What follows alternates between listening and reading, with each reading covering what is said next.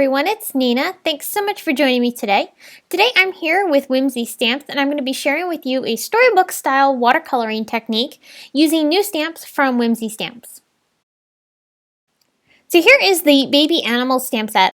I designed this for the April release and I just love how cute and fun these little baby animals are. I've got coordinating dies that go with this set, which you can purchase separately. I'm going to start off by stamping my scene for the little giraffe. I'm going to be using him from today's card. I'm using the little grass to create some ground for him to sit on. And then I'm going to stamp him down onto my watercolor paper using Simon Says Stamp Intense Black ink. To do my watercoloring, I'm going to be using the Prima Watercolor Confections Decadent Pies paint set. And I'm going to be coloring this little giraffe in and all of the scenes surrounding him using this paint set. Because this took a bit of time to color, I'm going to go ahead and let you listen to the music while I color, and then I will come back when we go to start adding in the details to this little giraffe.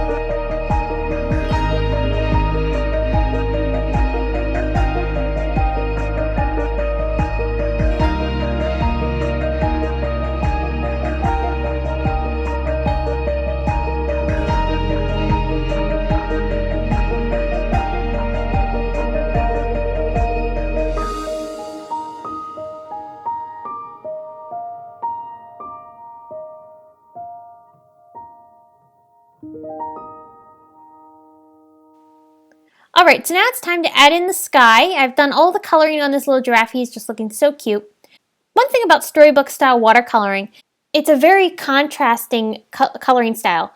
There's a lot of hard edges on the watercoloring and it does not have any soft edges for the most part.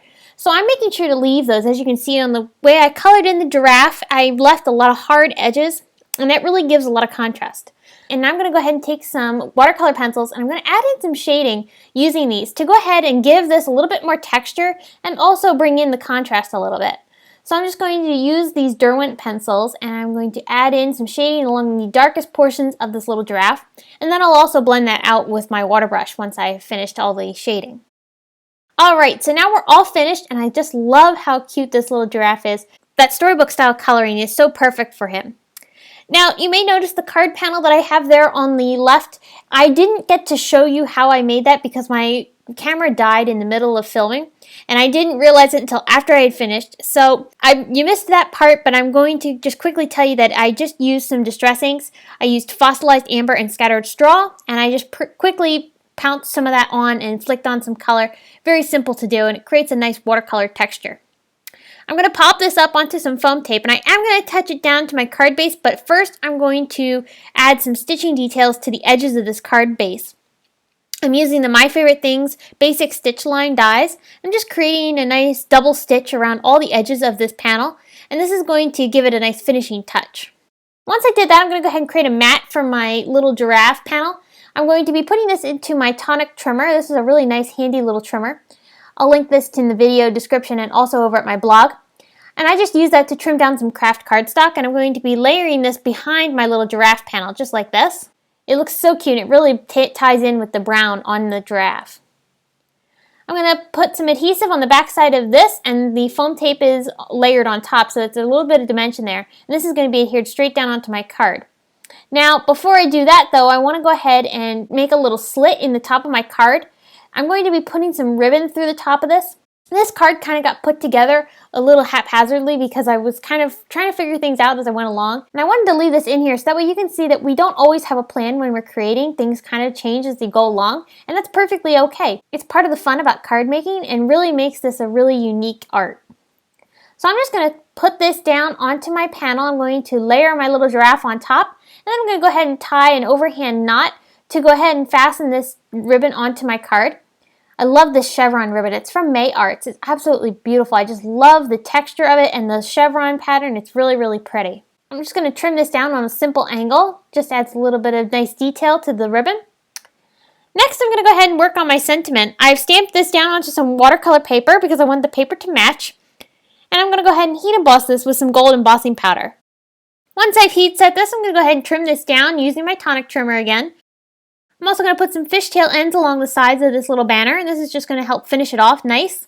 I just cut a quick little slit up the middle and then meet it on each side of the slit. I'm going to pop this up onto my card using some foam tape. And then I'm going to go ahead and add some sparkling clear Pretty Pink Posh sequins to really finish this card off. I'm using PPA matte adhesive to hold these down. It's a nice clear adhesive that works perfectly for holding sequins and all sorts of other embellishments down onto your cards. So that's going to do it for me. I hope you've enjoyed and got some inspiration on coloring with a storybook style. If you have any questions, be sure to leave them in the comments section below, and be sure to head on over to my blog for more information on this card, including still pictures and products used. Thanks so much for stopping by. Here's another video you might enjoy featuring watercoloring techniques. You can find me on social media at Facebook, Instagram, Pinterest, and YouTube, as well as my blog. Thanks again so much for stopping by and spending some time with me. We'll see you in the next video.